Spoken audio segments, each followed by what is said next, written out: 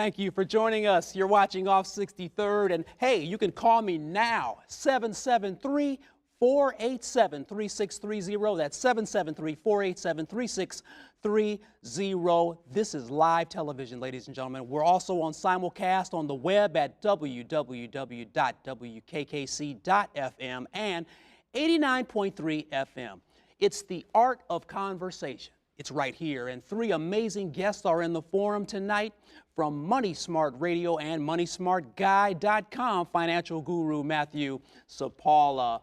What happens when we die? Why is the sky blue? Well, you'll have to start reading BeachwoodReporter.com and click my next guest, gracing us with his presence, Steve Rhodes. And always nimble in reporting on concerns in the land of Lincoln, the editor of for Progress, Illinois, is Aricka Flowers. Hey, welcome to Off 63rd, you guys. Appreciate you being here. Hey, great to be here. You know, I got nervous there because I've got to talk about an august panel. Thank you guys for being on Off 63rd tonight. I want to give the number once more, 773-487-3630. Busy week this week. Right. Everything from Muammar Gaddafi threatening his own people to Chris Brown threatening Good Morning America. But let's first get right into the aldermanic ward runoffs that are coming up. I want to focus, though, on that 20th ward. Yes. I want to come to you first, Aricka. Rhymefest, Chase Smith's going against Willie Cochran. Yes.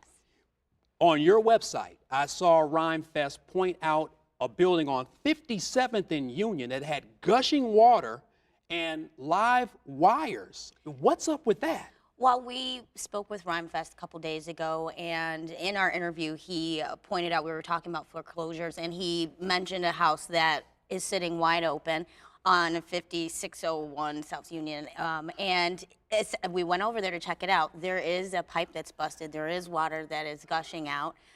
We didn't go onto the property, and we didn't see the live wires, but it is a dangerous situation. I did get a note on the way in, excuse me, from I guess a representative for Alderman Cochran, who did point out that his ward office did not receive any calls on this, and 311 only received 2 calls from a Eudora Hobbs, who, and they essentially insinuated that maybe this was Rhymefest pumping something up. But the point is, it's a problem and it's dangerous. It's a problem. And see, this is the power of websites and the power of alternative reporting. I want to come to you next, Steve Rhodes, BeachwoodReporter.com. All of these ward runoffs, these aldermanic candidates think that they have the solution. Can they really turn Chicago around in the Rahm Emanuel administration coming up, or is campaigning just lip service? What do you think? It's mostly lip service. I mean, you know, even candidates in the runoff, none of them seem to have really captured my imagination. And I think I don't know that we have, you know, reform candidates that are truly defined as reform candidates. Now, Rhymefest is interesting. I think out of all of the candidates, not just it's easy to say, oh, he's a rap star, you know, wouldn't this be fun? But I think the key to him is that he comes from such a different perspective, and he's talked about how he thinks that he understands how young people think, and Willie Cochran, of course, is a former police officer, so he comes from a different walk of life. I'm not saying one's better than the other, but I think that makes Rhymefest at least someone who would be more interesting to have on the council, at least to get a chance to see. But no, the rest of them, I think it's mostly lip service. Okay, and let's continue with lip service, and we're going to move right to Matthew Sapaula. Let's talk about money. When it comes to some of these aldermanic races, they say we need more jobs, we need some sort of economic stimulus in our ward. Sure. What do you suggest in communities that the recession has hit the hardest? What do you suggest from home to home, not from ward to ward, an entire ward or city, but what should individual families be doing to get through this recession? You know, definitely is an opportunity for more communication. Because I don't know about you, we talked about money on the kitchen table or after making a lot of money mistakes. And I think right now, in terms of going home to home as a community, as people trying to get the kids to college, which I know we're going to be talking about later, what's the best path, and at the same time identifying your they committee. You know what I'm talking about? They said this, they said that. Well, who's they that's either encouraging or inspiring or even killing your dream? So that's important. They committee. I love this. And lip service. Let's move right to Steve Rhodes on this next question. The University of Illinois. Lord have lots of mercy. Come on now. A 6% tuition increase, and they're kind of bragging. They're like, well, we're not raising the housing percentage. We're not raising book 6%. We're just raising tuition 6%. What do you think? Feasible or just ludicrous? Come on. It's ludicrous. It's absurd. It's an outrage. Choose any word you want, and it makes you wonder what universe these people are living in. And you've got a new university president who's making, I think, $170,000 more than his predecessor, who, you know, is going around in public hearings in Springfield and so on, defending, talking about why he deserves it. I mean, we all deserve a lot of money. I mean, Yes, we do. we all deserve more. I mean, he doesn't work any harder than I do, believe me. And so, and that's not to mention all the perks and benefits he gets. And but what how do we send our kids to school? I mean, it's just, again, here we are talking about things like how to help raise young kids up and get out of their situations, or to have some upward mobility, even if you're working class or middle class, not even necessarily, but of course, I mean, for sure, if you're poor. But how do you send your kids to the University of Illinois these days? You know what, Matthew, and then I'm coming to you, Aricka, is a 4-year college degree even worth it? Is it worth the debt, especially in a recession? Talk to me, Matthew. The average college student today is graduating with about $23,000 of debt.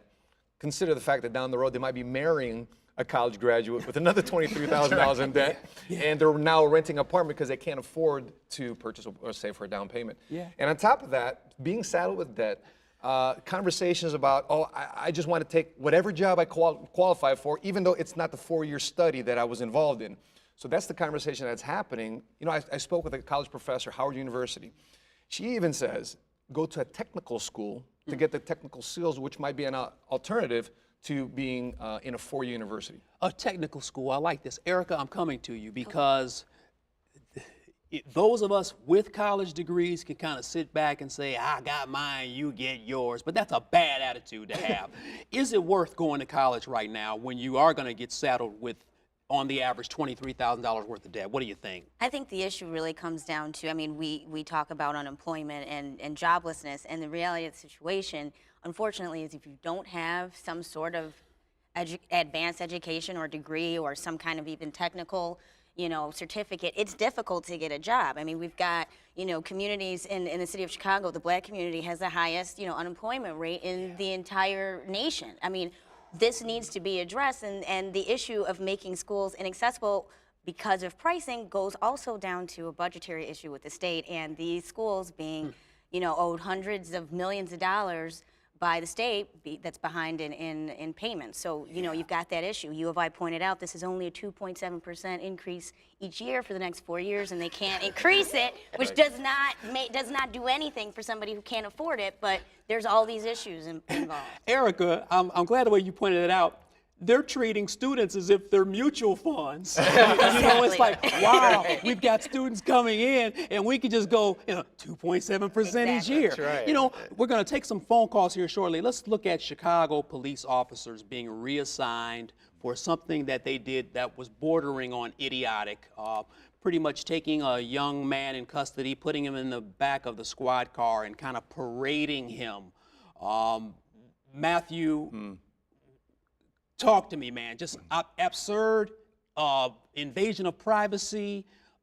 Were the police officers inciting even more violence by parading this young man and opening the doors? What do you think, Matthew? Could be a possibility, because there's a lot of gang members that were shown that was taunting the kid inside the back of the squad car. But at the same time, I also have to question parents. You know, at the end of the day, we can talk about the kids and the cops. Well, why are the cops dealing with our kids? Shouldn't the parents be the one putting the discipline down, putting the boom on the kids? If they act in a fool, they should be disciplined accordingly. I'm not saying you have to beat your kid, but I'm just saying that you have to discipline your kid according to a manner of which freedoms are taken away, and sometimes it's not hanging out. Aricka, coming to you, then I'm going to go to the phones after I get Steve's response. Is this a matter of communities not taking responsibility for their children? I think we've got two issues here. We do have the issues of children not having enough resources and parents not having enough time or resources to take care of kids and give them that after school time and that early evening time when they're busy and working. But there is an issue here, I think, with the Chicago Police Department, and maybe it's just these two officers, not necessarily the department as a whole, but, you know, these sorts of incidents make it very difficult for people in a lot of communities, any community really, to really want to work with the Chicago Police Department in staving off crime. Steve, what would make someone do that? And if you've got any other comment about this story, Yeah, it was that WBEZ obtained the video. Your thoughts, Steve Rhodes? I mean, I think we have to understand this is kind of a long-standing police tactic, and not just in Chicago, I'm sure. You know, hey buddy, you know, if you're not going to cooperate with us, we'll go drop you off in opposing gang territory, for example. Now, I don't know, you know, I thought it was kind of hard to decipher from the video what was going on. I'm not going to presume that the young man in the car was in a gang or not or whatever, but let's face it, I mean, that's a common police tactic, and it happens because it is approved of within the police department. I mean, if there was a policy set coming out of the superintendent's office that said, you don't do this, and if you do this, you know, you're going to be suspended, you're going to be disciplined, you know, and face, you know, getting kicked off the force or something like that. I mean, it wouldn't happen. You know, the only, you know, in this case, it just got caught on camera. Now, I'm glad it did, and that we can have this discussion and move forward. But I think this has to do with the culture of the police department. Chicago code. Let's take some phone calls right now. Tim, you're on off 63rd. Tim, thanks for calling. What's on your mind, Tim? How you doing? Hi, everybody on the set. Dr. King had a dream, and I was wondering if I could have a dream also. And the point is, I want to be able to have outdoor cafes on the south side. I want to be able to walk down the street without fear on the south side. And it seems to me we were at least trying to head in that direction under former Superintendent Weiss' regime.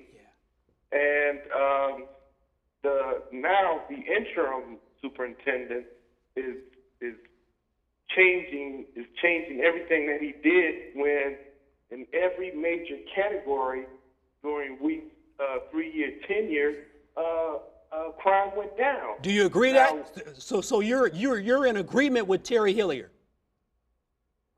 With Jody Weiss or Terry Hilliard? No, I'm not in agreement. I would like to know why Hilliard is changing everything because of police morale. I mean, what do we have here? I mean, what's more important, that crime go down in the African American community, or are we just want to babysit and